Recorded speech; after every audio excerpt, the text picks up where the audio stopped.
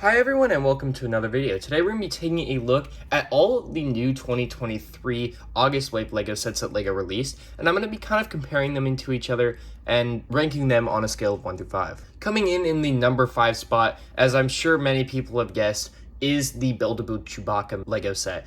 Honestly, I think this set is super weird looking. I don't think it looks very good. That is why it's at the bottom of the list. It is also way too expensive for what it actually is. It has a really weird looking face on it, and then the body shape of the actual Chewbacca also looks kind of funky. Now there are a couple good things like the crossbow, but overall I think the price and the overall look of the build doesn't really look good. That is why it is in the number 5th spot. Coming in at number 4, and this was actually quite a hard one to choose considering the other 4 LEGO sets for 2023 are actually pretty good. But anyway, coming in at number 4 is going to be Shin Hati's Starfighter versus the New Republic E-Wing. Now, the reason I say this is it is a pretty good set, but to me, I don't really like it as much as the other ones that have been released this year. Honestly, I think this is probably the worst Ahsoka set that we got this year, but it's still a really good set. I think that 5 minifigures, though, for this set is a little bit less than what we should have gotten, and $110 for 2 starships does seem like a pretty hefty price. I think it would have been better, honestly, if LEGO would have just sold them separately. We probably would have gotten more minifigs in the first place,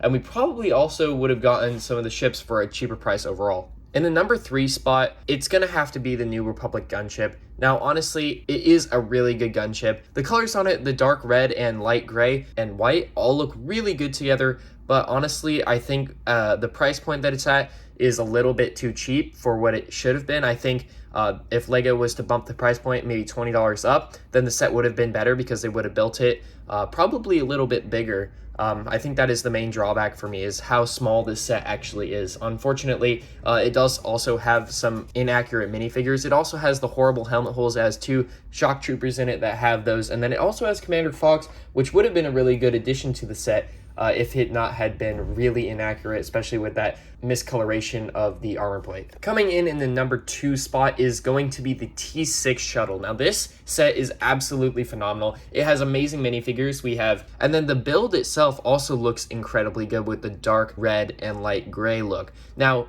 it is a little bit inaccurate to the show. The show still does have dark red and white, so that is kind of a downside, a little bit of the inaccuracy that I don't like. But then also a kind of a downside was in the previous T6 Shuttle that we got, the cockpit could fit up to 2 or 3 minifigures. Unfortunately for this one, it can only fit 1.